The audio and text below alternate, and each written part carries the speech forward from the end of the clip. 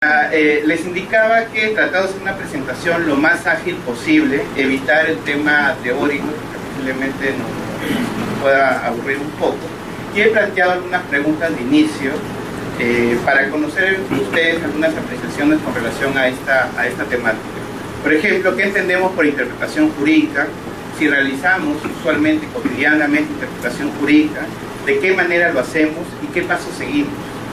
Pues les comentaba que todos los días posiblemente en nuestro escritorio tenemos algún tipo de norma, algún tipo de proyecto, algún tipo de directiva, no sé, cualquier documento que requiere de algún modo asignar un sentido a ese documento. Tenemos que saber qué es lo que dice, qué quiere decir, entonces buscamos un significado a ese texto que tenemos delante de nosotros. De repente podemos, no sé, hacer una especie de un minuto, 2 minutos, algunas apreciaciones en relación con la interpretación. ¿Qué aspectos de la interpretación jurídica conocemos? ¿Qué pasos seguimos? ¿Utilizamos criterios? O posiblemente, disculpen la expresión, pero hacemos una interpretación a ojo de buen cubero. No, posiblemente esto significa lo de acá, o yo considero que esto es así, pero no hacemos no tenemos ningún tipo de metodología y tampoco utilizamos algunos criterios específicos para llegar a ese tipo de conclusión. Les comento, mientras se van animando para las intervenciones, a nosotros usualmente nos piden intervenciones en procesos judiciales o en procesos constitucionales en calidad de amicus curiae. Y yo siempre he dicho, a veces es muy fácil intervenir en procesos en calidad de amicus a través de la motivación. O sea, verificamos una resolución fiscal, una resolución judicial, y la puerta de entrada para hacer nuestros planteamientos en relación con el tema, si es que está dentro de la competencia de la Defensoría del Pueblo, es la motivación o la justificación. El día de ayer estaba discutiendo con un colega en la oficina una decisión fiscal, una acusación fiscal respecto de unos policías quienes habían, entre comillas, porque todavía no está sustentado ni acreditado, habían dado muerte a 3 personas y herido o lesionado a otras más. Sin embargo, dentro de la acusación fiscal, uno de los argumentos que sustentaba en la acusación era el siguiente: el señor disparó, decía, el señor disparó porque el arma con que se dio muerte, en este caso a las personas fallecidas, en este caso a las personas lesionadas o agraviadas, fue asignada a este policía. O sea, la sola asignación del arma sustenta o acredita que el policía realizó los disparos. Y el segundo criterio, el segundo argumento utilizado es: ¿cómo es posible que en un contexto hostil, donde hay un contexto de violencia, cómo es posible que una policía a quien se le había asignado el arma no haya disparado? Si nos damos cuenta, o sea, estamos hablando de una acusación, no estamos hablando de una decisión que recién da inicio a una investigación fiscal, una investigación penal. Estamos ante una acusación. El señor es autor del delito de homicidio y lesiones graves respecto a otras personas, porque él considera que, el fiscal considera que sí disparó porque el arma le había sido asignada previamente. Y el segundo argumento es que él era también el encargado de la sección que custodiaba las armas en esa dependencia policial. Eso sustenta, en este caso, la acusación. Claro, lo que se nos viene a la cabeza en principio es cómo es posible que la sola asignación del arma pueda sustentar de que ese policía realizó los disparos y que los disparos que realizó el policía causó la muerte o las lesiones a esas personas. Además, dentro de la argumentación del fiscal, lo estoy poniendo como ejemplo para que más o menos vayamos viendo cómo es importante el tema de la interpretación de hechos y también la interpretación jurídica, una vez que lo aplicamos ya al caso concreto. El policía en su manifestación indica, por ejemplo, que él sí disparó el arma, pero tenía con perdigones de goma. Pero los muertos y los fallecidos habían sido obviamente ultimados con perdigones de plomo. Sin embargo, no se daba cuenta de ningún informe pericial, ninguna pericia al respecto. Es más, dentro de la investigación se había incautado a los manifestantes un arma similar a la que había causado la muerte de estas personas, o había lesionado a estas personas. Casos como estos podemos encontrar regularmente. Por eso les comentaba que a veces la puerta de entrada para cuestionar o dar una opinión en relación con una decisión fiscal o una decisión judicial es la motivación. Hay que dar razones, hay que justificar. Y obviamente esas razones, esa justificación tiene que ser fuerte, tiene que ser sólida. Entonces no sé si con ese caso podemos de repente aventurarnos a indicar en su labor diaria si es que realizamos interpretación jurídica y especialmente de qué manera lo hacemos, qué pasos seguimos. Les piden, ¿sabes qué? ¿Qué opinión puedo? No sé, pues un congresista le ha salido un tema de coyuntura, no sé, pues pena de muerte, si es el tema relacionado con violaciones de menores de edad, castración química, porque hay propuestas de esa naturaleza, y le dicen, ¿qué opinión puedo tener? Se supone que muchos de nosotros tenemos que hacer una opinión técnica, ¿no?, en relación con el tema. Por ejemplo, ahí, ¿qué pasos seguimos? ¿Algún procedimiento tenemos? O simplemente decimos, bueno, me parece mal, me parece bien. O sea, no sé qué pautas concretas podemos tener para delimitar o brindar una buena asesoría, en todo caso, al congresista que nos está pidiendo opinión respecto de ese tema. Yo, si no, alguien me comentó sobre el tema de los árbitros municipales, o que en todo caso los gobiernos regionales o las municipalidades piden ordenanzas regionales o ordenanzas municipales sin respetar las competencias nacionales. Sobre eso también, por ejemplo, no sé si les puedo ayudar, hay bastantes decisiones del Tribunal Constitucional y hay criterios claros. Y ahí se van no tanto por el tema de jerarquía, sino por el tema de competencia. El criterio que se utiliza con mayor fuerza ahí es el de competencia, no tanto de jerarquía, porque si hablamos de jerarquía, tanto la ordenanza regional como la ordenanza municipal y la ley tienen la misma jerarquía, pero ahí el análisis más bien se centra en el tema de la competencia. En relación con lo que indicaba los demás participantes, es cierto, el tema de yo pienso, y lo voy a decir de esta manera, me van a disculpar la expresión, el tema de interpretación jurídica es como tomar leche de pequeños. Yo lo veo de esa manera. ¿Por qué lo digo de esta manera? Porque interpretación jurídica, integración jurídica, análisis de normas jurídicas, lo llevamos en un curso que se llama Introducción a las Ciencias Jurídicas o Introducción al Derecho, y es uno de los temas de ese curso. Pero si se dan cuenta, son fundamentales para nuestro trabajo diario. Más adelante, cuando entremos a algunos casos concretos que les voy a plantear, nosotros hemos respondido, por ejemplo, una excepción de falta de legitimidad por obrar utilizando análisis de normas jurídicas, por ejemplo, ante el Tribunal Constitucional, solamente utilizando análisis de normas jurídicas, o sea, leyendo adecuadamente el texto normativo y especificando cuáles son los supuestos normativos de ese texto. O sea, cuando se planteó una excepción de falta de legitimidad para obrar, por ejemplo, el defensor, en atención a que era encargado y no podía plantear demandas de inconstitucionalidad, esa es un poco la propuesta de una de las procuradurías. Nosotros contestamos esa excepción haciendo simplemente un análisis de normas jurídicas.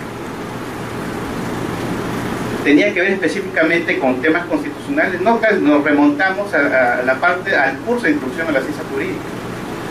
Y como ese caso, que después lo vamos a detallar, porque me parece que es un buen ejemplo para explicarlo, hay otros más. No sé si ustedes recordarán, solamente voy a lanzar el tema. Cuando se discutió o se mediatizó lo relacionado con el arresto ciudadano, escucharon ustedes muchos comentarios de alcaldes que decían que los serenos podrían hacer arrestos ciudadanos, ¿no?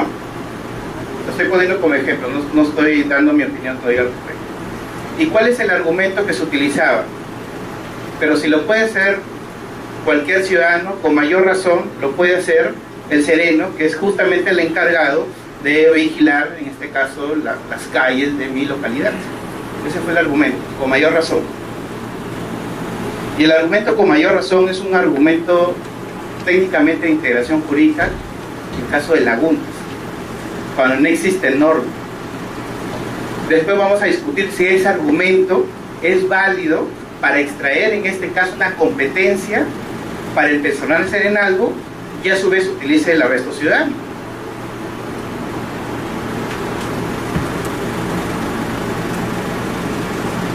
Recuerden que los servidores, funcionarios públicos, como todos nosotros, nos regimos por un principio de legalidad funcional, a diferencia del ciudadano común y corriente que se rige por el principio de libertad. Entonces nuestra actuación está arreglada, a eso quiero llegar. Y ahí ya les estoy dando un poco por dónde podría ir la respuesta, porque hay que dar razones también para eso, podría ir la respuesta de si los serenos tendrían competencia para realizar arrestos o detenciones en base a la figura del arresto ciudadano. Les haré un poco, particularmente no estoy de acuerdo. Si lo quieren hacer, no tanto por conveniencia, sino que si lo quieren hacer, que lo establezcan claramente en la norma. Pero de la norma tal como está no se puede extraer una competencia, porque las competencias de los funcionarios, servidores públicos deben ser expresas, no implícitas, no las derivan. ¿Y eso cómo lo hacemos? De un procedimiento de interpretación. Porque si solamente vemos la norma, parece razonable decir, si lo puede hacer cualquier persona, con mayor razón lo puede ser un sereno, ¿no? ¿No les parece razonable si lo vemos de esa manera? Pero obviamente no es tan razonable cuando utilizamos un procedimiento de interpretación. Entonces, más o menos lo que estamos viendo aquí, que la tarea es compleja, que es ardua, posiblemente no es un tema tan desarrollado en las facultades de Derecho, es un tema más del curso de Introducción a la Ciencia Jurídica, y por ende, a veces en la vida diaria nos topamos con dificultades. Es la verdad, nos topamos con dificultades y resolvemos o adoptamos posiciones que responden un poco a un criterio personal, ¿no? Yo considero que es esto, ¿no? Pero sin tener en todo caso un procedimiento claro de por qué llego a ese tipo de conclusión. Sí. Sobre la policía con el sereno,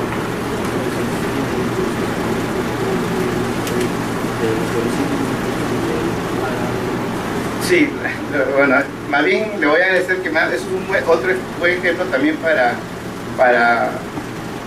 realizar interpretación jurídica. Sí, o sea, ahí hay un conflicto entre las competencias de la Policía Nacional con el sereno. Se lo digo esto porque el anteaño pasado, perdón, realicé capacitación a serenos y ellos me manifestaban el conflicto que existe porque dicen, esa es la versión de los serenos, que los policías le exigen intervenir en determinados casos donde la competencia la tiene la policía para detener, por ejemplo, y no la tiene el sereno. Es más, podría ser que el sereno esté cometiendo delitos de usurpación de función, porque está haciendo las funciones de la policía, pero posiblemente para la policía es más práctico que el sereno haga la chamba dura y ellos estén vigilando de algún modo el tema, ¿no?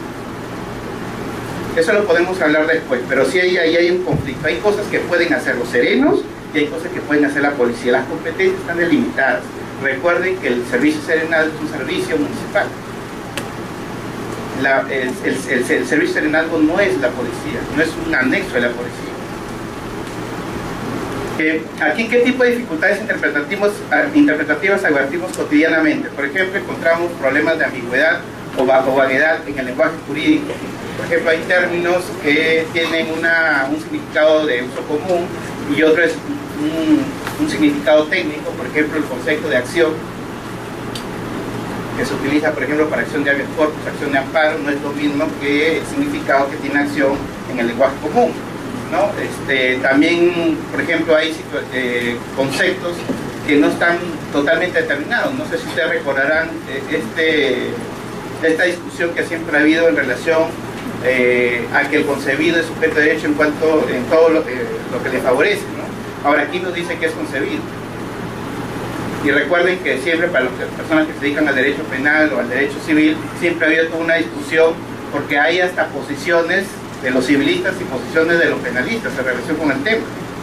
Para los civilistas, ¿cuál era la posición en relación con el concebido? ¿En qué momento se da? Con la fecundación, ¿no? Y para los penalistas, con la concepción, con la anidación, ¿no? Son dos momentos distintos. Sin embargo, si se dan cuenta, el Tribunal Constitucional, en su última sentencia de amparo sobre la concepción oral de emergencia, ha fijado una posición al respecto. Ha interpretado los alcances del concebido y ha utilizado dos principios especialmente. El principio pro debilis, en este caso,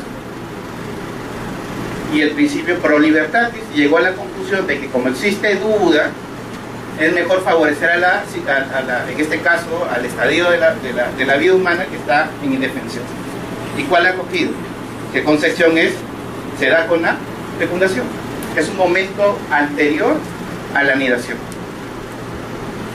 Ahora, esa posición del Tribunal Constitucional va a tener incidencia también de aquí en la jurisprudencia que puede emitir el Poder Judicial, especialmente para aquellos que consideraban, por ejemplo, los penalistas, que concepción se daba con la anidación. ¿Quién está realizando la interpretación? El Tribunal Constitucional, respecto de un derecho fundamental. Claro, y ahí entra toda la discusión sobre la vinculatoriedad o no de las decisiones del Tribunal Constitucional. Entonces, muchas dificultades se presentan en el lenguaje técnico jurídico como en relación con el lenguaje común. Hay problemas de contradicción. Posiblemente ustedes, cuando han estado frente a un texto y le quieren asignar el sentido interpretativo, se han encontrado con problemas de contradicción, de antinomios. Y hay algunos principios que se pueden tomar en cuenta para determinar o para solucionar en todo caso los problemas de antinomios. Aquí simplemente lo estoy fraseando. Y los problemas de vacíos o lagunas. Hay situaciones concretas donde ustedes no tienen una norma específica que aplicar. Cuando no tengo una norma específica que aplicar a una situación concreta, en una situación de vacío o de laguna. ¿Y ahí qué utilizo? Principios, la analogía, ¿no? Que ya está en el ámbito más bien de la integración jurídica, no de la interpretación misma.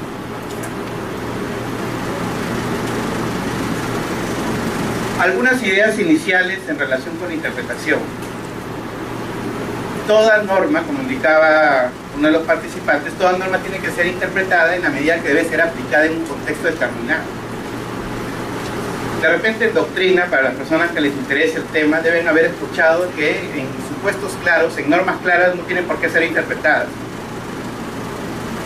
Solamente en supuestos o en casos difíciles. En casos oscuros, donde existen dificultades para establecer cuál es el sentido de la norma. Ante una norma clara, no es necesaria la interpretación. Pero yo sí particularmente comparto la idea de que toda norma, en este caso, para ser aplicada, tiene que ser interpretada, por más clara que sea. A veces las normas más claras son las que generan mayor dificultad para establecer cuál es su sentido interpretativo. El paso previo a la aplicación de una norma o de un enunciado jurídico es la interpretación. Intenta ser objetiva, pero es profundamente subjetiva. ¿Por qué les digo intenta ser objetiva? Porque toda posición interpretativa tiene que ir acompañada de ¿qué?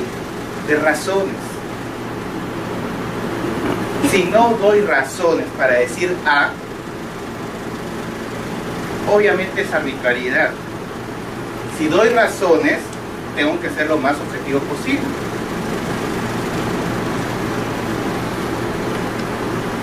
Pero finalmente es la posición de alguien o no, o del intérprete o no. Finalmente sigue siendo la posición del intérprete, pero la hacemos más sólida o menos sólida en función de ¿qué? De las razones que estamos dando. Y eso no solamente es propio de la interpretación jurídica. Cualquier decisión que tomemos tiene que ir acompañada de razones o de justificación.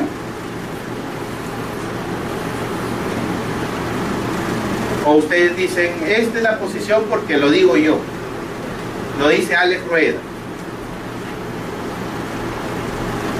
Pero ¿cuáles son las razones que has utilizado para llegar a ese tipo de posición o conclusión? Si no las doy, es arbitrariedad pura. Abogado que es positivista, 100%. Se centra en la norma y de ahí no sale. La diferencia de un abogado que de repente no solamente, obviamente tenemos al frente el texto de la norma, no nos podemos apartar del texto, pero es un abogado, no sé, pues yo naturalista. Entonces depende un poco también de la concepción. Ahora, cuando yo digo intenta ser objetivo es porque tenemos que dar razones, tenemos que justificar. ¿Por qué? ¿Por qué llego a ese resultado? ¿Por qué llego a esa conclusión? Pero finalmente sigue siendo la posición de ese intérprete. Va a ser sólida o menos sólida dependiendo de las razones que esté dando. Dice, por ello, para evitar justamente que esa subjetividad se convierta en arbitrariedad, se han generado reglas que buscan evitar esa situación. Y esas reglas o procedimientos o directrices justamente son los métodos de interpretación jurídica que vamos a ver después. Y en el derecho, y eso es lo bueno, que no hay respuestas absolutas. Por eso que es importante, y ahora está de moda también todo lo que es la teoría de la argumentación jurídica. Si se han dado cuenta, hay bastantes cursos sobre argumentación jurídica.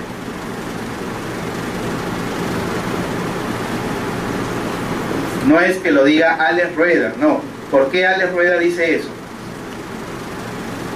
¿Cuáles son las razones que preceden a esa conclusión a la que está arribando Alex Rueda?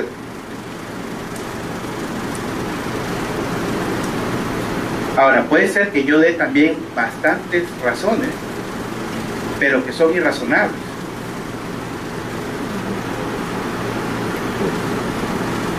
¿No han visto sentencias que tienen 50 páginas, 60 páginas, 100 páginas? Y no encuentran ustedes las razones que sustentan por qué llegó a esa conclusión. Les pongo un ejemplo y de varios sitios. Una que siempre recuerdo es la del Tribunal Constitucional sobre el tema del caso Quinto. Esta sentencia tiene, creo que 12 páginas. Quimper Herrera sobre prueba ilícita. Para tomar la decisión que adoptó en esa oportunidad el tribunal, solo sirve un párrafo de las 12 páginas. O sea, no está en función del número de páginas, ¿eh? Lo que dijo el tribunal es, la declaró improcedente. ¿Saben por qué? Porque era prematuro evaluar en ese momento, a través de un habeas corpus, sobre la legitimidad de abrir un proceso penal basado en pruebas ilícitas, es decir, obtenidas vía interceptación telefónica. Eso fue, era prematuro. El resto de fundamentos de la sentencia del tribunal explicó que era la prueba ilícita en Estados Unidos, en Europa, las tesis que existen, el árbol prohibido, no sé qué. Todo eso no servía para tomar la decisión, solamente servía un párrafo. Es decir, esa sentencia pudo tener máximo página y media.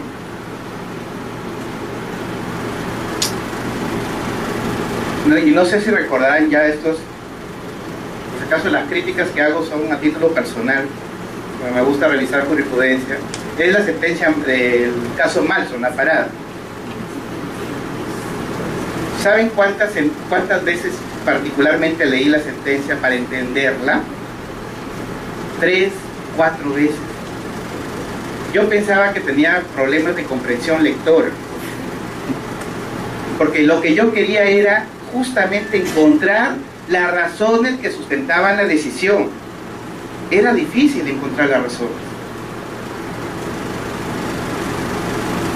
Es difícil porque la decisión ya está tomada.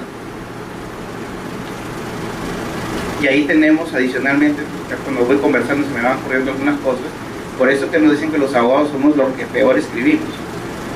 Para los abogados es difícil escribir fácil, ¿no? Es más, muchas personas piensan que hablando en difícil eres mejor. Hay abogados que utilizan latinado, lo más técnico posible, justamente con la finalidad de decir, mira cómo sabe, ¿no? Maneja su tema y todo lo demás. Pero ¿cómo es que aterrizo esa parte teórica, que es complicada posiblemente, a las situaciones concretas? Pensar y escribir fácil es complicado. ¿Cómo se hace? Práctica. Práctica. Recuerdo una anécdota de un amigo que en un escrito puso Reformatium Peius, ¿ya? Y eso lo había advertido su patrocinado. Solicita y le dan la razón. Y en otro escrito, posteriormente, obvio, que iba a presentar el mismo abogado a ese mismo patrocinado, le dijo, doctor, ponga esa palabrita, porque él pensaba que con esa palabrita era la razón por la cual el juez le había dado la razón anteriormente.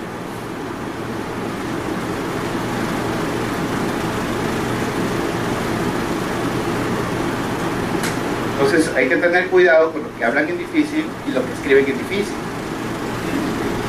Esa es una opinión personal, pero creo que ya tantas veces le he visto que yo pienso que más o menos va en la línea correcta. Entonces, en el derecho no hay respuestas absolutas.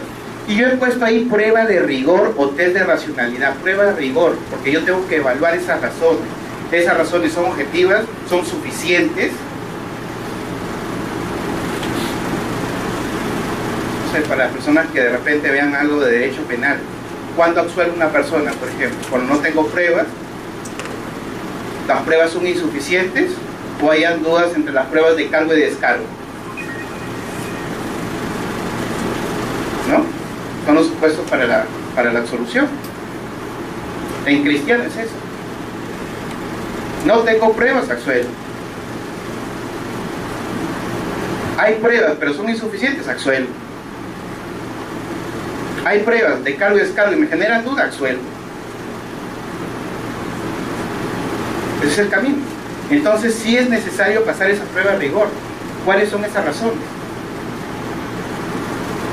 Y esto, justamente esa prueba de rigor, es la que intenta que la interpretación o la posición interpretativa sea lo más objetiva posible. Sea lo más objetiva posible.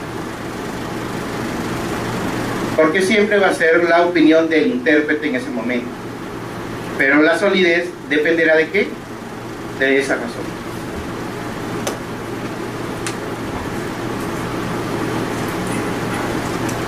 Y aquí un tema también de práctica, y que tiene que ver con el ¿qué paso seguimos? Que es la pregunta más o menos inicial. ¿Qué procedimiento utilizamos? Y es por eso que les dije, cuando tenemos un texto normativo o un tema específico que nos pide en posición, ¿qué es lo que hacemos? Hay situaciones que las hacemos rápido, hay otras cosas que nos demandan un poco más de tiempo porque no tenemos la información completa, en fin. Vamos a volver a sacar.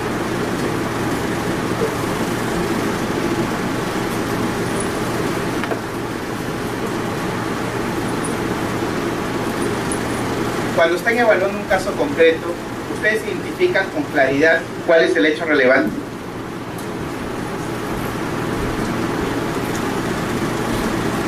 ¿Recuerdan el ejemplo que les puse de la acusación fiscal? Está claro, está correctamente identificado el hecho o los hechos relevantes en el caso para entrar después a la calificación jurídica.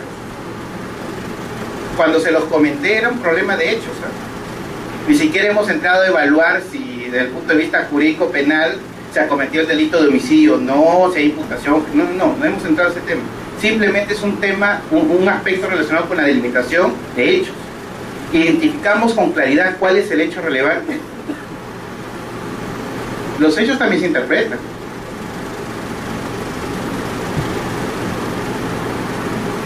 Identificamos con claridad las normas aplicables. Yo he escuchado muchas veces los servidores públicos dicen: yo me rijo por mi directiva nada más, el resto no me importa. ¿No han escuchado eso? Aquí, en mi, no sé, pues en la municipalidad, en el gobierno regional, manda esta directiva. El resto no me importa. Puede ser inconstitucional, ilegal, no. Yo recuerdo el tema de las bonificaciones de los profesores por 20, 25 años de servicio. La norma, la ley era clarísima. Por 20, 25 años tenían que percibir ellos una bonificación de 2 a 3 remuneraciones íntegras. Decía la ley. ¿Y saben con qué argumento negaban? Más que con qué, ni siquiera es argumento, es documento. Un oficio interno del MEP que decía que como no había dinero, ¿no? Por ahí están haciendo así, ¿no? No había dinero, simplemente rechazo. ¿Qué hacían esas personas? Tenían que acudir al Poder Judicial. ¿Cuál era la respuesta? Se oponía, la Procuraduría se oponía, y al final, ¿saben qué decían? Una cosa es que yo le dé en sede administrativa la bonificación con las 2 remuneraciones íntegras, y otra cosa es que sea por mandato judicial. Ese era así razonable. ¿Por qué? Porque acá entro por cumplimiento de sentencia. Y además postergo, en este caso, la garantía del derecho fundamental. ¿A qué? A que tenga que transcurrir, que tenga que pasar por el Poder Judicial hasta que obtenga una sentencia firme que pueda ser ejecutada.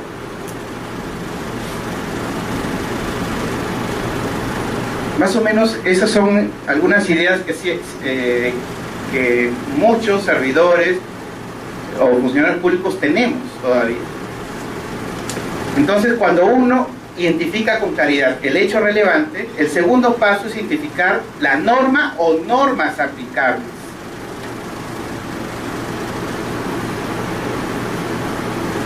Es como si me contestaran, no, solamente, no sé, pues, mi directiva o reglamento del Congreso dice eso y eso es. No sé si me dejo entender.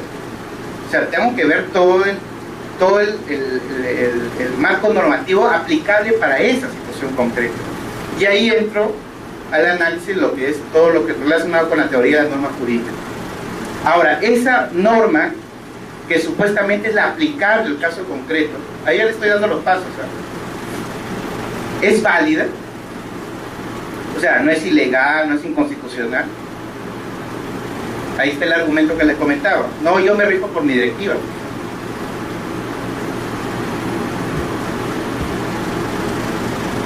Recuerdo que la semana pasada fui a un cine llevando a mi hijo.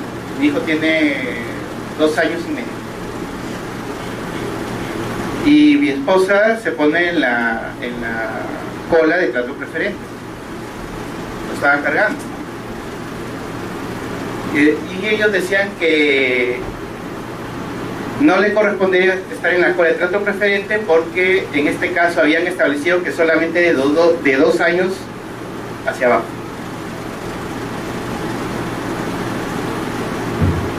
Explicarle, no me interesa la ley, acá manda mi directiva. Es más, llaman al supervisor, a todo el mundo.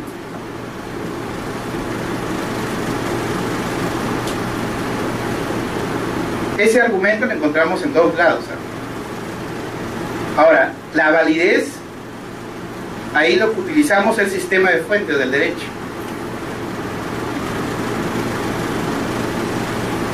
Porque obviamente yo voy a aplicar una norma que sea válida.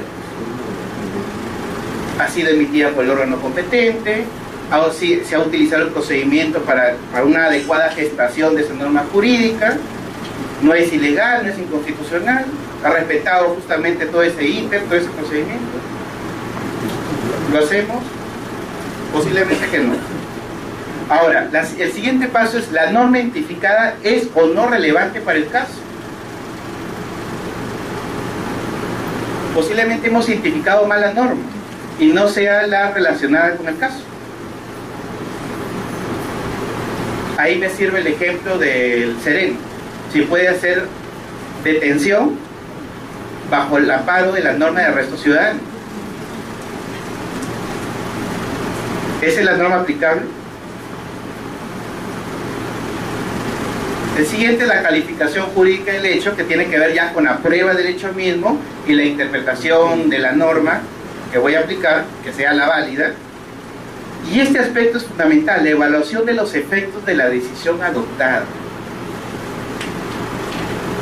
Se lo digo eso también porque nosotros, cuando decidimos demandar, no demandar, todo eso, evaluamos los efectos que puede generar ese tipo de acción. El Poder Judicial también debería evaluar cuáles son los efectos que va a generar su decisión. Eso en doctrina se conoce como el principio de previsión. El principio de previsión de los efectos de las consecuencias jurídicas de la decisión. Hay jueces posiblemente que son irresponsables y sacan la decisión como sea. No interesa cuáles son las consecuencias o los efectos derivados de esa decisión. Este principio del principio de previsión, por si acaso, también está incorporada ya hace un buen tiempo en la jurisprudencia del Tribunal Constitucional por este tema, pero pocos lo hacen. Pero más o menos este es un poco el esquema en cristiano de lo que uno tiene que hacer cuando estamos realizando una labor de interpretación. Primero, identifico el hecho, los hechos relevantes. Segundo, cuál es el marco normativo que voy a utilizar, que sea ad hoc para la situación a la que tengo que dar respuesta, si ese marco normativo es válido o no es válido. Tercero, si esa norma válida es relevante para resolver el caso, es la que corresponde para resolver el caso. Después ya viene un tema ya la calificación jurídica, que en muchos casos puede ser una simple subsunción o nos genera un esfuerzo mayor de interpretación. Y la otra es la evaluación de los efectos o de las consecuencias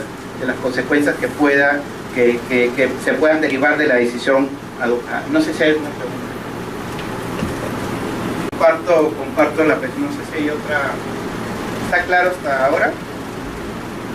¿Sí?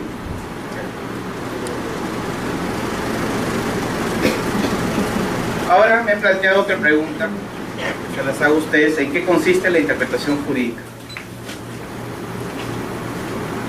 Y ahí al comienzo, cuando daba algunas ideas, una primera aproximación es que depende de la concepción del intérprete. Hay muchos abogados que de repente nos basamos simplemente en la literalidad de la norma y de ahí no salimos. Es más, buscamos la exposición de motivos para encontrar la intención del legislador, y sobre la base de la intención del legislador es que establecemos cuál es el sentido, qué es lo que quiere decir la norma. Hay otros posiblemente que tenemos una posición un poco más abierta y incorporamos otros elementos para fortalecer en todo caso la posición, porque puede ser que se ratifique esa primera aproximación. Entonces ahí hay algunas concepciones, algunas tesis, algunas teorías. Una es la objetivista o cognitiva, y consiste en verificar el significado objetivo del texto legal o la intención subjetiva de sus autores. Este es el modelo del juez autómata. En doctrina lo va a encontrar de esa manera: modelo del juez autómata, aplicador del derecho, ¿no? En la medida que lo que hace es aplicar solamente lo que dice la ley, lo que trata también es de buscar cuál ha sido la intención del legislador. El juez simplemente es un simple aplicador de la norma. Y obviamente en la medida que lo que tiene que hacer es buscar la intención del legislador, lo exonera de la carga de justificar, de la prueba de rigor. Recuerda que hablábamos de la prueba de rigor. Lo exonera de la prueba de rigor, porque simplemente lo que tiene que hacer, ¿qué cosa es? Identificar cuál es la voluntad o la intención que tuvo el legislador. Entonces aquí el concepto de interpretación obviamente es restringido. ¿Por qué? Porque solamente es necesaria la interpretación en casos difíciles. En los casos fáciles, dicen ellos, no. Cuando sea oscuro, discutible. En la claridad no hay necesidad de interpretar. Si la norma es clara, no hay necesidad de interpretar. Y se recurre a métodos de interpretación que están orientados a la voluntad del legislador, a obtener cuál es la voluntad del legislador: el literal, el lógico y el sistemático. Si se dan cuenta, se cierra todo el panorama del ordenamiento jurídico: la literalidad de la norma, el lógico, que tiene que ver con la razón de ser de la norma, la ratio legis, y el tercero, que es el sistemático. Esos son los métodos que se utilizan. Después lo vamos a explicar esto. Simplemente estoy diciendo cuáles son los métodos que son utilizados por un intérprete que se acoge a la teoría objetivista cognitiva, donde lo que busca es parte de la literalidad de la norma y lo que busca es obtener la intención del legislador. El juez simplemente aplica la norma y no hay necesidad de justificar la decisión. Esa prueba de rigor no está prevista para este tipo de tesis. La otra tesis es la subjetivista o escéptica. Consiste en adjudicar un significado al texto legal influido por actitudes valorativas del intérprete y de intereses que rodean el caso. Acá ya estamos ante una concepción más abierta, ya no es el juez aplicador del derecho simplemente, sino el juez creador. En doctrina lo encuentran así, el juez creador del derecho. Y ahora está de moda el tema del juez creador del derecho, y eso depende del caso concreto, porque dice que adapta la norma al caso concreto y ahí está haciendo una actividad de creación. Lo que hace el intérprete es escoger el significado más adecuado entre todos los posibles. Obviamente no se aparta tampoco de la literalidad o el texto de la norma, y comparte la idea de que una vez promulgada la ley adquiere vida propia. No sé si alguien de ustedes que les guste de repente este tema de interpretación han leído este trabajo del doctor Fernández Traseñé, La muerte del legislador. Se las recomiendo. Así se llama. La muerte del legislador la va a encontrar en un libro que se llama Pensando insolentemente. El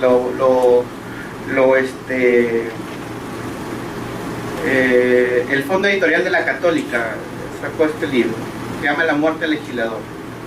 Y ahí justamente él plantea de que una vez que la norma es expedida, es promulgada, entra en vigencia, adquiere vida propia y de algún modo se desprende de lo que quiso decir el legislador y tiene que ser interpretada, en este caso, a la luz de su literalidad hacia adelante.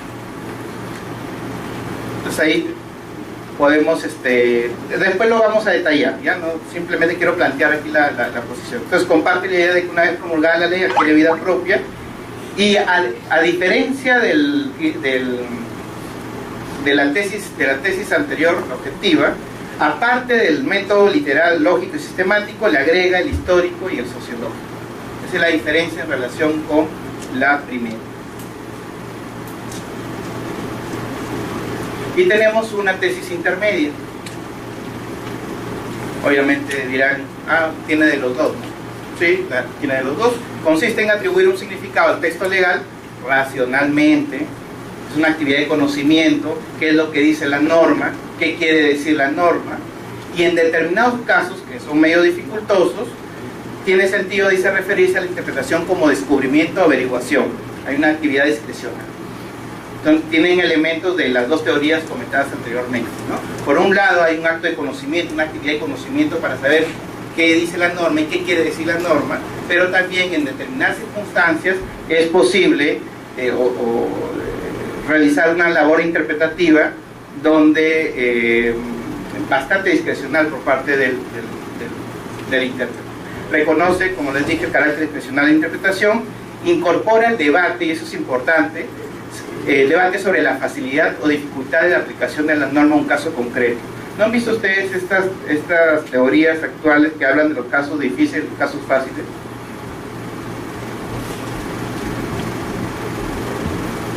Aquí también, esta tesis intermedia incorpora ese debate. Hay casos fáciles, donde la tarea de interpretación es más rápida, y hay casos difíciles donde sí nos requieren a nosotros, a quienes realizamos la labor de interpretación, un esfuerzo mayor. Aquí la interpretación y la aplicación van de la mano, no hay una interpretación en abstracto. Y creo que nadie de nosotros, por falta de tiempo, obviamente, realiza interpretaciones en abstracto. Normalmente es teniendo un caso concreto, por necesidad de servicio, entre comillas, ¿no? O sea, tengo un caso concreto y busco las normas que corresponden al caso concreto. Pero nadie se pone a evaluar las normas en abstracto, a interpretarlas en abstracto. Entonces, esta tesis intermedia, de algún modo, junta la interpretación con la aplicación.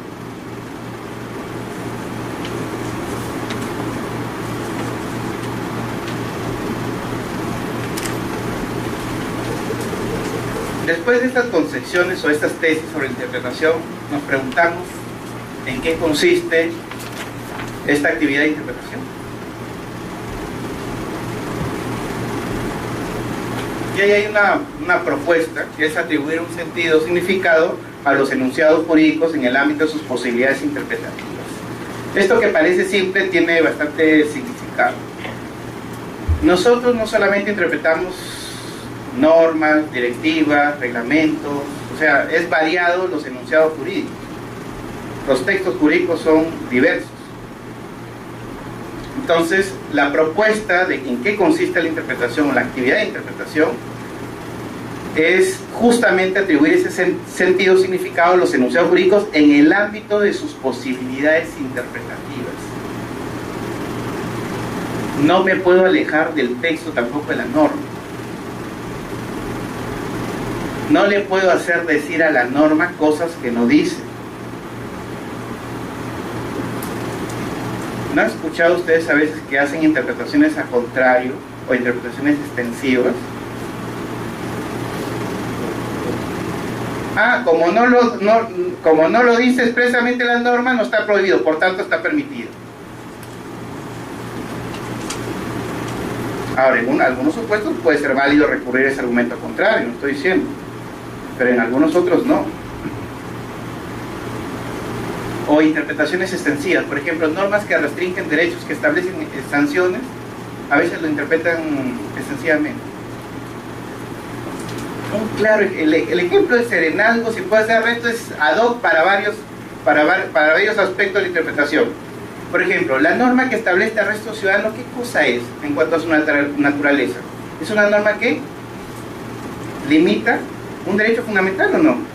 Porque le da la posibilidad a cualquier persona de que ante una situación de flagrancia pueda aprehender a una persona y llevarla, en este caso, a la dependencia policial más cercana, o entregarla al policía más cercano que se encuentre en la calle. ¿Es una norma limitadora de un derecho? Sí. ¿Qué derecho? Libertad personal, ¿no? O libertad individual. Cuando yo digo que esa facultad, porque es facultad, no es obligación, no es que ahorita van a salir todos y a comenzar a arrestar en situaciones de flagrancia, es una facultad. O sea, ya verá, no se puede exponer una persona. Es más, usualmente creo que por nuestra forma de ser nadie se mete. Pueden estar en la esquina pegándole a una señorita, le están robando y todos así, ¿no? Indiferentes, ¿no? El arresto ciudadano, no sé quién realiza arresto ciudadano. ¿Somos bien diferentes o no? Sí, somos bien diferentes. ¿Eso está bien o está mal? No se puede calificar, ¿no? Tampoco tengo la obligación de exponerme, ¿no? Pero somos bien diferentes. Pero la norma está. Ante una situación de flagrancia yo puedo aprehender a una persona y ponerla a disposición de la policía. ¿Es una norma que limita derechos? Sí, es una norma que limita derechos. Cuando yo digo, esa facultad que está dada para el ciudadano, la puede hacer el sereno, ¿qué estoy haciendo? ¿Extendiendo los efectos de la norma? No los efectos, los alcances de la norma o no. A veces algo que nos parece recuerden cuando yo dije, con mayor razón lo puede hacer el sereno, parece normal, hasta coherente, ¿no? Sí, pues está bien, ¿no? Pero si ya le vamos aplicando algunos principios, vamos evaluando el caso concreto, nos estamos dando cuenta que no. Al principio les hablé del principio de legalidad funcional. Ahora les estoy hablando que como es una norma que limita derechos, se interpreta de modo restrictivo. Todas las normas que limitan derechos, establecen sanciones, se interpretan de manera restrictiva.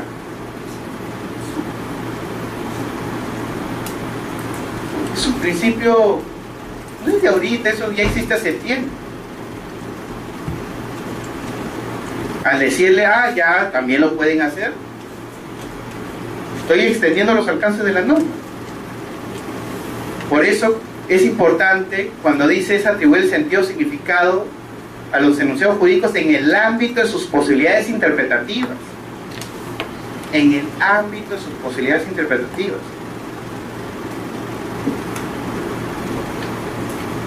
El ejemplo que les acabo de dar más bien es todo lo contrario. Yo que se los planteaba, yo pensaba planteárselos más adelante, ya estoy dando la respuesta a ese mismo caso, ¿no? Ya estoy dando dos elementos, ¿por qué no podría acogerse? Alguien me podría decir, no, usted no ha tomado en cuenta esto,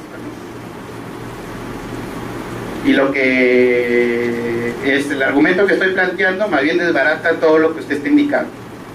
Que también puede ser, por eso que hemos planteado desde el inicio, las ideas iniciales, ¿qué cosa? Que en el derecho no hay verdades absolutas.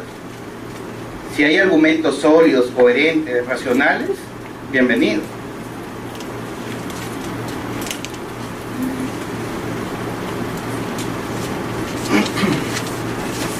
¿En qué consisten los métodos de interpretación?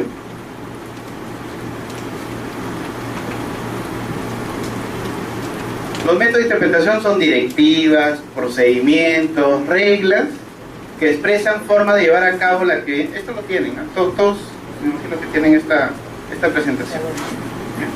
Directivas, procedimientos o reglas que expresan forma de llevar a cabo la actividad interpretativa. Su objetivo es desentrañar el contenido y el sentido de las normas jurídicas.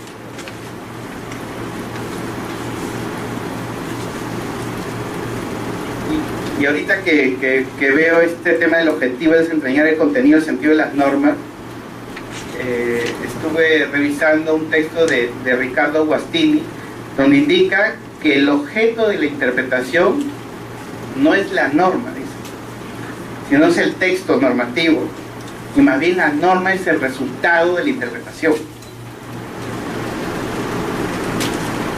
que me parece razonable. Y eso tiene que ver con ¿qué cosa? Con el análisis de normas jurídicas.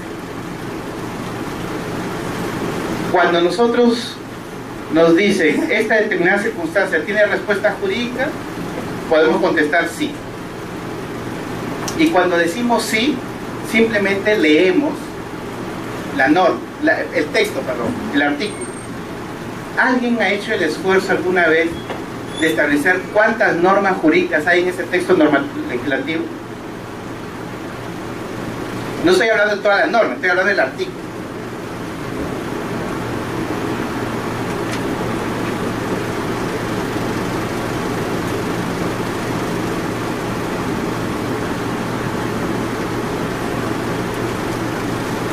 ¿Alguien lo ha hecho? En un artículo específico, en un texto normativo, en un enunciado normativo, pueden haber varias normas.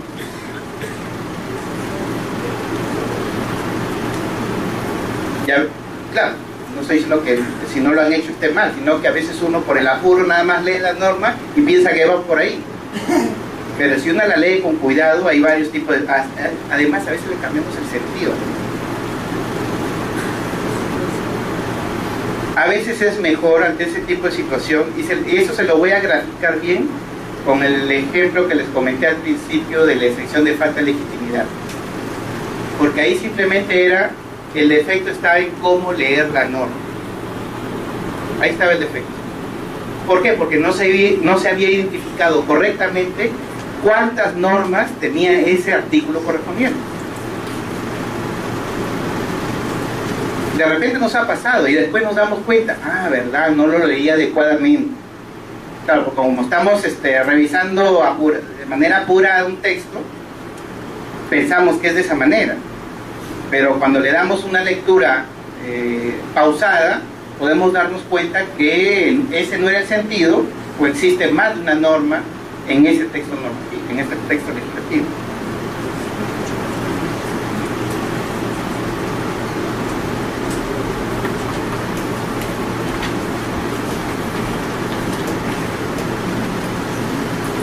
¿Qué preguntas?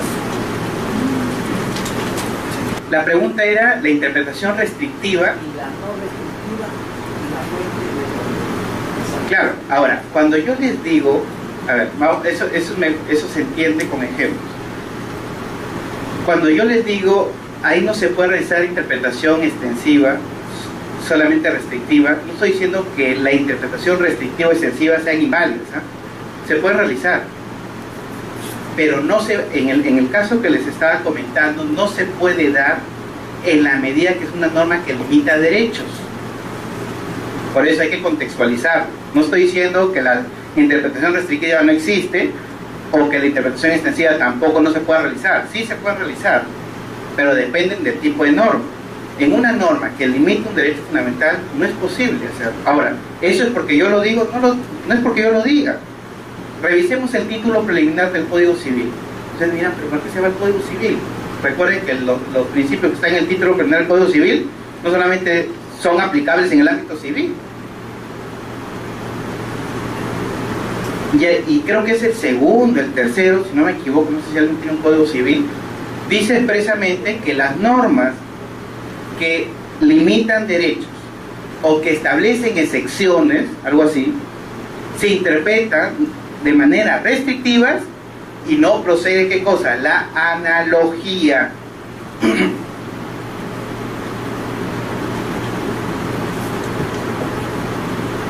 Ese criterio no solamente está positivizado, eso está reconocido en doctrina unánime. Además, está incorporada en la jurisprudencia tanto del Tribunal Constitucional como del Poder Judicial. Pero lo dije no para decir que no se pueda realizar, sino lo dije en función de la situación concreta. Pero sí es válido. Sí es válido. De repente muchos han estado vinculados con el tema. ¿Recuerdan la norma de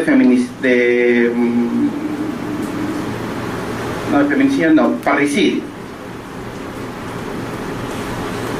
La norma de parricidio sanciona, es un delito especial, es una norma que sanciona en este caso la muerte de un familiar dentro de lo que está establecido ahí, pero también habla de que también es parricidio cuando, en este caso, se causa la muerte de cónyuge, concubino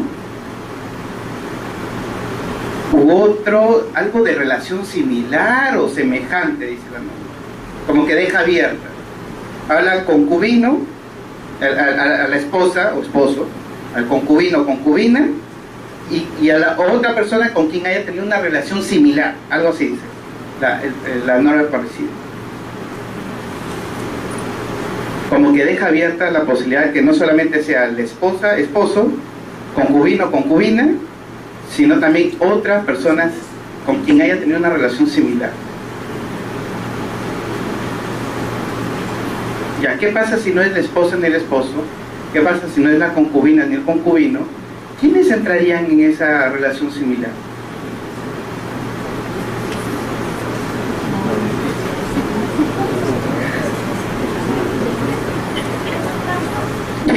las trampas, dice las trampas, ¿no? O sea, ¿quién entra ahí?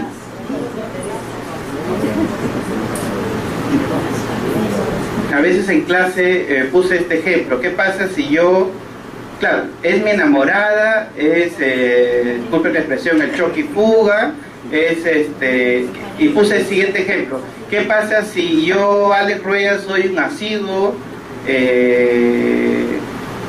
visitante de un nightclub donde estuve con una señorita, la frecuenté un par de veces más, y un día vuelvo a ir al nightclub y la encuentro con otro sujeto saliendo de su cuarto, supongamos, y me entran celos, ingreso y doy muerte al sujeto o a ella misma?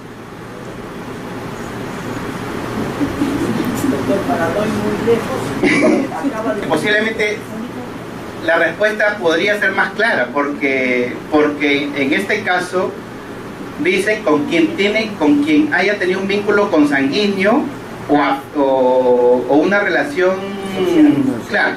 Entonces los supuestos se pueden acotar un poco más, pero en el ejemplo que les pongo, ¿qué pasa si doy muerte a mi enamorada?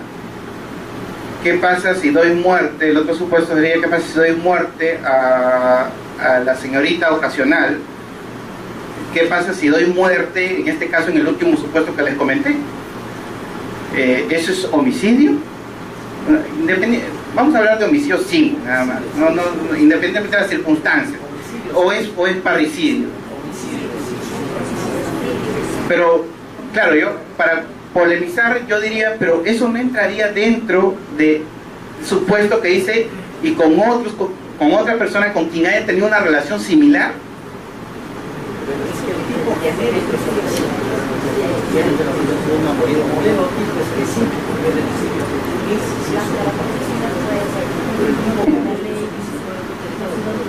Si se dan cuenta, las normas parecen claras, pero en el camino nos damos cuenta que nos pueden generar este tipo de situaciones. Y un poco yendo a lo que comentaba el doctor, a su pregunta es, ¿cómo hago para determinar los alcances de la norma? ¿A qué se refieren con una situación similar?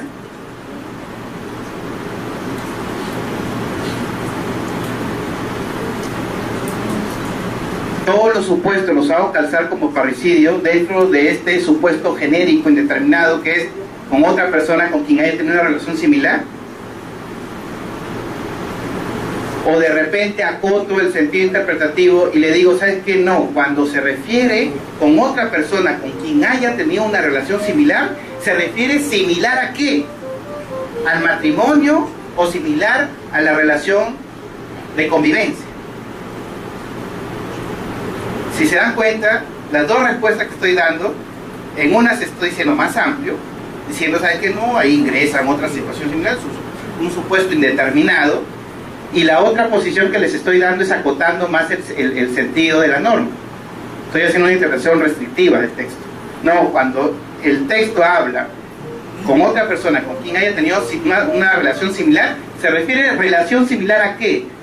A la del matrimonio o a la de convivencia.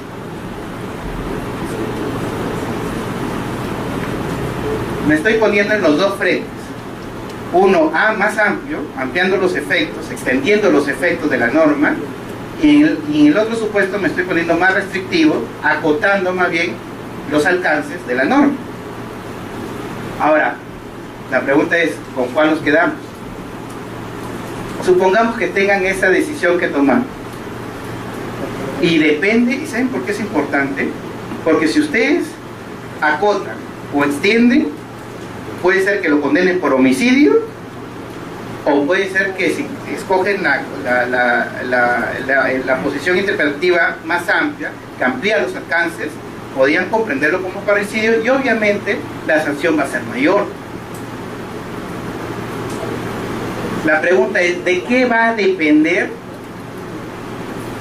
que yo escoja u opte por alguna de las dos posiciones? O de repente hay una tercera.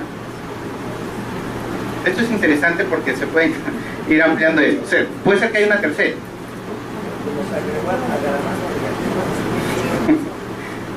Y eso que no le estamos agregando los agravantes y los atenuantes. Ya, con esto les estoy diciendo que es medio complicado el asunto. No es tan fácil. Yo tengo una posición al respecto, pero ardua, difícil, complicada, ¿no? Va a depender un poco. Por eso es que hay que tratar de que la interpretación sea lo más objetiva. No va a llegar a ser, porque finalmente es una posición de árbitro. Pero hay que dar razones. No sé si alguien más tiene alguna opinión al respecto. Más acotar tiene un problema. Ya, si yo digo, con otra persona con la que haya tenido una relación similar a la del matrimonio, ¿me escuchan? ¿O tengo que utilizar necesariamente? Lo que pasa es que si habla así, todos lo escuchamos, pero en la grabación no va a salir bien. Ya, ok. Ya. Entonces, la posición acotada no me permite determinar qué relación similar, en lo fáctico me refiero, es similar a la del matrimonio o a la de la convivencia. O sea, si optamos por la interpretación más restrictiva, más acotada, ¿cuáles son?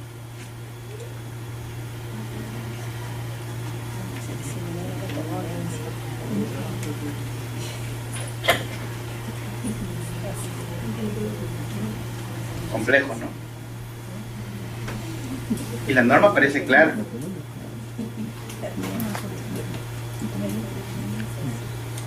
Oh, sí. Esta separata del doctor de Traseñita ahí cuestiona este tema de la intención del legislador, porque en la actualidad es difícil encontrar la intención del legislador. Con tantos parlamentarios que han votado, con tanta discusión que ha habido hasta la gestación de la norma, no es, o sea, cuál es la razón, cuál es la intención, ¿no? El dictamen mismo de la comisión, el diario de debates en el Congreso, posiblemente va con un texto, pero en la discusión se modifica, entonces como que va variando el tema, ¿no? Pero centrémonos en lo que les he planteado. En general podríamos decir que sí, pero creo que el primer paso en esta tarea de interpretación es de saber qué dice primero la norma. De ahí la relaciono con otro, porque parece que todavía en el ejemplo que estamos poniendo no nos queda claro qué dice la norma. O sea, que no queda claro, o sea, qué dice exactamente la norma. Entonces, esto yo lo estoy poniendo simplemente para que se entienda el tema. Ahora, ahí hay otros elementos. Por ejemplo, recuerden que es una norma penal. Las normas penales, por su naturaleza, son restrictivas. Eso también me puede dar cuenta de algo, en que yo no puedo adoptar criterios de interpretación extensiva en normas penales. Ese es otro elemento que puedo tomar en cuenta, ¿no? ¿O me estoy equivocando? ¿Por qué? Porque yo lo que quiero hacer es, si adopto el supuesto de ampliar los alcances de la norma, estoy tratando de ampliar los alcances justamente para comprender a una persona que entre comillas no estaría incorporada dentro de los alcances de la misma. Es decir, estoy vía interpretación extensiva tratando de incorporar o incriminar a una persona. Doctor, ¿puedo? A ver, sobre eso dos aspectos. Al principio les dije que en una sociedad democrática, en la comunidad, el universo de intérpretes es variado. Nosotros somos intérpretes también, los jueces son intérpretes, los fiscales son intérpretes, el Tribunal Constitucional también son intérpretes, obviamente. Realizan interpretación jurídica. Hay unos que formalmente son interlegiados, por decirlo así. Por ejemplo, en materia de control constitucional, en materia de garantía de derechos fundamentales, lo es el propio Tribunal Constitucional, ¿no? Eso en primer lugar, porque yo sé que hay cuestionamientos fuertes con o sin razón, dependiendo de cada caso, donde se cuestiona un poco la vinculatoriedad de las decisiones del Tribunal Constitucional, entiendo yo. Si hacemos un seguimiento, yo normalmente realizo a veces el seguimiento de las sentencias del tribunal, creo que, si es que no es todas, la mayoría de sentencias exhortativas del tribunal no se han cumplido. Donde dice, pues, modifíquese, exhorto al Congreso a realizar, no se han cumplido, la mayoría no se han cumplido. En segundo lugar, eso no implica que nosotros, si bien es cierto, es un intérprete privilegiado en esos aspectos que les acabo de decir, eso no significa que nosotros no tengamos una actitud crítica respecto de decisiones del tribunal. Yo acabo de hacerla en relación con el caso Kimper, por ejemplo. Igual podría hacerlo, no sé, y es discutible también, eso es lo bueno del derecho. Esta sentencia donde dice que los tribunales administrativos o colegiados pueden realizar control difuso, ¿no? No sé si alguien leyó ahí, ya incluso es consolidada ya la jurisprudencia de que los tribunales administrativos o colegiados pueden realizar control difuso. Si me preguntan a mí, yo particularmente estoy en desacuerdo. Esa es mi opinión. Yo tengo mis razones, pero hay esa línea. Y lo que usted manifiesta también es un criterio que está relacionado con el procedimiento de ratificación judicial a cargo del Consejo Nacional de la Magistratura, donde anteriormente, o en todo caso el CNM interpretaba como que la no ratificación era considerada como una sanción. Entonces, en determinado momento, el tribunal, interpretando la Constitución, porque es un artículo de la Constitución, señaló que la no ratificación no implicaba una sanción.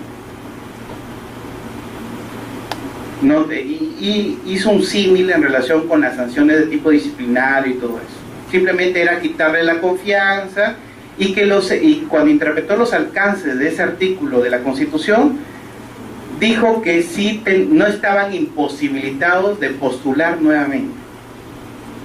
O sea, el reingreso se refiere a la posibilidad nuevamente de postular como cualquier abogado. Ese es el criterio del tribunal en relación con este tema, ¿no? Ahora, ¿podemos estar de acuerdo o no estar de acuerdo? Sí, pues hay decisiones que generan un mayor grado de crítica, sí, es posible, ¿no? Pero ese es el criterio, ¿no? Interpretó los alcances de un artículo de la Constitución teniendo en cuenta la naturaleza de la no ratificación, indicó que no era una sanción disciplinaria, por ende los magistrados, jueces o fiscales que no habían sido ratificados tenían la posibilidad de reingresar al Poder Judicial o al Ministerio Público, obviamente mediante otro concurso. Ese es en concreto el criterio. Ahora, particularmente sí estoy de acuerdo con el criterio, ¿ya? Podemos discutir de repente el razonamiento que ha tenido el Tribunal Constitucional en ese tema. Donde no comparto el razonamiento es en relación con la posibilidad de que realice control difuso la administración pública, de que la administración pública realice control difuso. ¿Por qué? Simplemente, y con eso cierro esta parte, es que si ustedes ubican la posibilidad de realizar control difuso, está dentro del capítulo relacionado con el Poder Judicial. El artículo pertinente está dentro del Poder Judicial. Ustedes me dirán, solamente el Poder Judicial. Una interpretación literal nos lleva, una interpretación literal solamente, sí, pues está ubicada aquí, solamente el Poder Judicial. No es tan cierto que sea el Poder Judicial. O sea, lo lógico, una interpretación correcta es que aquellos órganos que tengan potestad jurisdiccional, o sea, que tengan, como se dice en doctrina jurisdicción, pueden realizar control difuso. Es por eso que ustedes han visto en muchos casos que el propio Tribunal Constitucional, el Jurado Nacional de Elecciones, el Fuero Militar, realizan control difuso. ¿Por qué? Porque son jurisdicciones reconocidas por el propio texto de la Constitución. O sea, la posibilidad de administrar justicia proviene del propio texto de la Constitución. Por ende, sí es razonable de que pueda realizar control difuso no solo el Poder Judicial, que tiene que está bajo el principio de unidad y exclusividad de la potestad jurisdiccional, sino también las otras jurisdicciones reconocidas por la Constitución, porque materialmente realizan una labor de administración de justicia, imparten justicia. Teniendo en cuenta este contexto,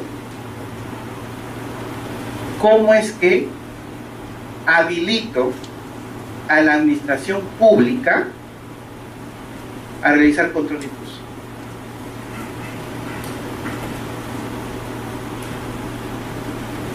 Ese es mi cuestionamiento en relación con ese tema. ¿Cómo es que establezco que la administración pública, en este caso los tribunales administrativos o colegiados, tienen potestad para realizar control difuso? ¿Tienen jurisdicción? ¿Tienen la potestad para impartir justicia? Recuerden que las decisiones de la administración pública pueden ser cuestionadas en sede judicial.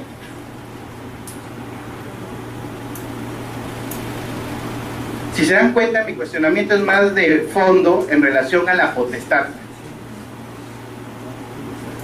Y creo que ahí hay un argumento fuerte que no es posible superar para llegar a una conclusión válida de que la administración pública pueda realizar control difuso. Claro, los administrativistas están felices porque pueden hacerlo, ¿no? Tribunal fiscal, servir, todo, ya ahora los colegiados de COPE realizan control difuso.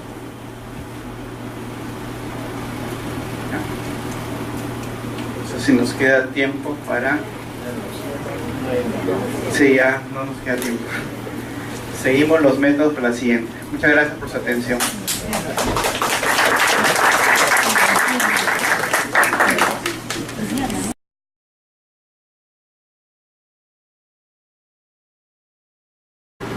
uno de los argumentos que sustentaban la acusación era el siguiente: el señor disparó, decía, el señor disparó porque el arma con que se dio muerte, en este caso a las personas fallecidas, en este caso a las personas lesionadas o agraviadas, fue asignada a este policía. O sea, la sola asignación del arma sustenta o acredita que el policía realizó los disparos. Y el segundo criterio, el segundo argumento utilizado es: ¿cómo es posible que en un contexto hostil, donde hay un contexto de violencia, cómo es posible que una policía a quien se le había asignado el arma no haya disparado?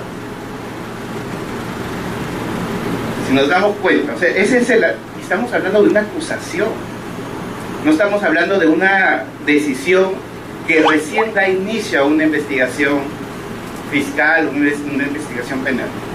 Estamos ante una acusación. El señor es autor del delito de homicidio, lesiones graves respecto a otras personas, porque él considera que, el fiscal considera que sí disparó porque el arma le había sido asignada previamente. Y el segundo argumento es que él era también el encargado de la sección que custodiaba las armas en esa dependencia policial.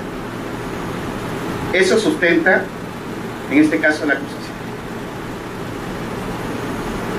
Claro, lo que se nos viene a la cabeza, en principio, es cómo es posible que la sola asignación del arma pueda sustentar de que ese policía realizó los disparos y que los disparos que realizó el policía causó la muerte o las lesiones a esas personas. Además, dentro de la argumentación del fiscal, lo estoy poniendo como ejemplo para que más o menos vayamos viendo cómo es importante el tema de la interpretación de hechos y también la interpretación jurídica, una vez que lo aplicamos ya al caso concreto. El policía en su manifestación indica, por ejemplo, que él sí disparó el arma, pero tenía con perdigones de goma. Pero los muertos y los fallecidos habían sido obviamente ultimados con perdigones de plomo. Sin embargo, no se daba cuenta de ningún informe pericial, ninguna pericia al respecto.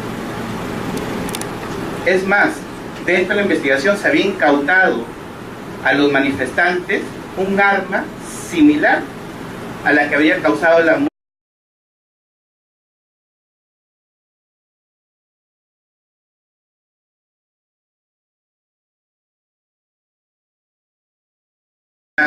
Les indicaba que tratado de hacer una presentación lo más ágil posible, evitar el tema teórico, que posiblemente nos pueda aburrir un poco, y he planteado algunas preguntas de inicio para conocer ustedes algunas apreciaciones con relación a esta temática. Por ejemplo, ¿qué entendemos por interpretación jurídica? Si realizamos usualmente, cotidianamente, interpretación jurídica, ¿de qué manera lo hacemos y qué pasos seguimos? Pues les comentaba que todos los días posiblemente en nuestro escritorio tenemos algún tipo de norma, algún tipo de proyecto, algún tipo de directiva, no sé, cualquier documento que requiere de algún modo asignar un sentido a ese documento. Tenemos que saber qué es lo que dice, qué quiere decir. Entonces buscamos un significado a ese texto que tenemos delante de nosotros. De repente podemos, no sé, hacer una especie de un minuto, 2 minutos, algunas apreciaciones en relación con la interpretación. ¿Qué aspectos de la interpretación jurídica conocemos? ¿Qué pasos seguimos? ¿Utilizamos criterios? O posiblemente, disculpen la expresión, pero hacemos una interpretación a ojo de buen cubero. No, posiblemente esto significa lo de acá, o yo considero que esto es así, pero no tenemos ningún tipo de metodología y tampoco utilizamos algunos criterios específicos para llegar a ese tipo de conclusión. Les comento, mientras se van animando para las intervenciones, a nosotros usualmente nos piden intervenciones en procesos judiciales o en procesos constitucionales en calidad de amicus curiae. Y yo siempre he dicho, a veces es muy fácil intervenir en procesos en calidad de amicus a través de la motivación. O sea, verificamos una resolución fiscal, una resolución judicial, y la puerta de entrada para hacer nuestros planteamientos en relación con el tema, si es que está dentro de la competencia de la Defensoría del Pueblo, es la motivación o la justificación. El día de ayer estaba discutiendo con un colega en la oficina una decisión fiscal, una acusación fiscal respecto de unos policías quienes habían, entre comillas, porque todavía no está sustentado ni acreditado, habían dado muerte a 3 personas y herido o lesionado a otras 2. Sin embargo, dentro de la acusación fiscal, a diferencia del ciudadano común y corriente que se rige por el principio de libertad, entonces nuestra actuación está arreglada, a eso quiero llegar. Y ahí ya les estoy dando un poco por dónde podría ir la respuesta, porque hay que dar razones también para eso, podría ir la respuesta de si los serenos tendrían competencia para realizar arrestos o detenciones en base a la figura del arresto ciudadano. Les haré un poco, particularmente no estoy de acuerdo. Si lo quieren hacer, no tanto por conveniencia, sino que si lo quieren hacer, que lo establezcan claramente en la norma. Pero de la norma tal como está no se puede extraer una competencia, porque las competencias de los funcionarios, servidores públicos, deben ser expresas, no implícitas, no las derivan. ¿Y eso cómo lo hacemos? De un procedimiento de interpretación. Porque si solamente vemos la norma, parece razonable decir, si lo puede hacer cualquier persona, con mayor razón no puede ser un sereno, ¿no? ¿No les parece razonable si lo vemos de esa manera? Pero obviamente no es tan razonable cuando utilizamos un procedimiento de interpretación. Entonces, más o menos lo que estamos viendo aquí, que la tarea es compleja, que es ardua, posiblemente no es un tema tan desarrollado en las facultades de Derecho, es un tema más del curso de Introducción a la Ciencia Jurídica, y por ende, a veces en la vida diaria nos topamos con dificultades. Es la verdad, nos topamos con dificultades y resolvemos o adoptamos posiciones que responden un poco a un criterio personal, ¿no? Yo considero que es esto, ¿no? Pero sin tener en todo caso un procedimiento claro de por qué llego a ese tipo de conclusión.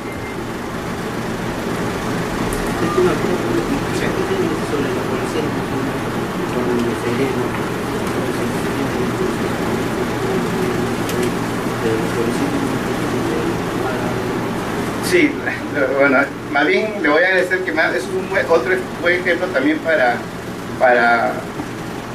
realizar interpretación jurídica. Sí, o sea, ahí hay un conflicto entre las competencias de la Policía Nacional con el sereno. Se lo digo esto porque el anteaño pasado, realicé capacitación a serenos y ellos me manifestaban el conflicto que existe, porque dicen, esa es la versión de los serenos, que jurídica, integración jurídica, análisis de normas jurídicas, lo llevamos en un curso que se llama Introducción a las Ciencias Jurídicas o Introducción al Derecho, y es uno de los temas de ese curso. Pero si se dan cuenta, son fundamentales para nuestro trabajo diario.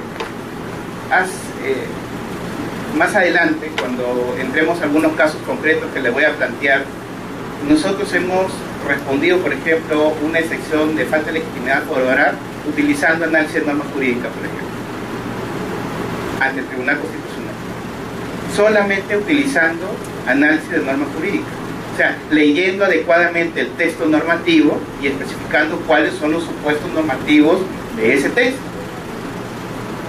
O sea, cuando se planteó una excepción de falta de legitimidad para obrar, por ejemplo, el defensor, en atención a que era encargado y no podía plantear demandas de inconstitucionalidad, esa es un poco la propuesta de una de las procuradurías.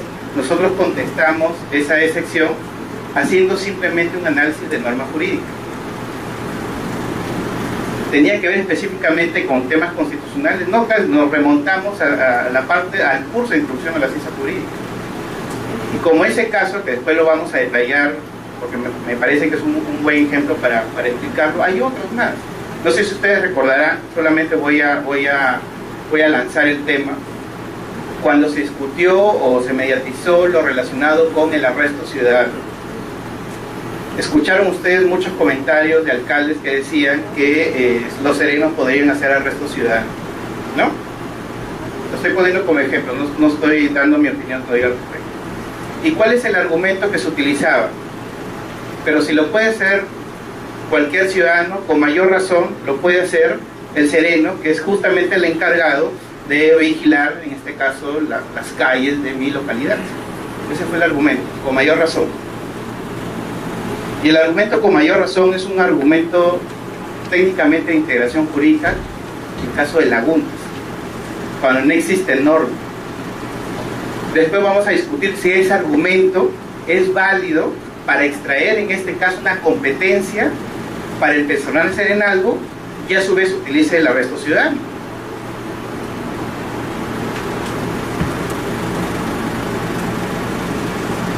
Recuerden que los servidores, funcionarios públicos, como todos nosotros, nos regimos por un principio de legalidad funcional. Muerte de estas personas, había lesionado a estas personas. Casos como estos podemos encontrar regularmente. Por eso les comentaba que a veces la puerta de entrada para cuestionar o dar una opinión en relación con una decisión fiscal o una decisión judicial es la motivación. Hay que dar razones, hay que justificar. Y obviamente esas razones, esa justificación tiene que ser fuerte, tiene que ser sólida. Entonces no sé si con ese caso podemos de repente aventurarnos a indicar en su labor diaria si es que realizamos interpretación jurídica y especialmente de qué manera lo hacemos, qué pasos seguimos. Les piden, ¿sabes qué? ¿Qué opinión? No sé, pues un congresista le ha salido un tema de coyuntura, no sé, pues pena de muerte, si es el tema relacionado con violaciones de menores de edad, castración química, porque hay propuestas de esa naturaleza, y le dicen, ¿qué opinión puedo tener? Se supone que muchos de nosotros tenemos que hacer una opinión técnica, ¿no?, en relación con el tema. Por ejemplo, ahí, ¿qué pasos seguimos? ¿Algún procedimiento tenemos? O simplemente decimos, bueno, me parece mal, me parece bien. O sea, no sé qué pautas concretas podemos tener para delimitar o brindar una buena asesoría, en todo caso, al congresista que nos está pidiendo opinión respecto a ese tema. Yo, si no, alguien me comentó sobre el tema de los árbitros municipales, o que en todo caso los gobiernos regionales o las municipalidades piden ordenanzas regionales o ordenanzas municipales sin respetar las competencias nacionales. Sobre eso también, por ejemplo, no sé si les puedo ayudar, hay bastantes decisiones del Tribunal Constitucional y hay criterios claros.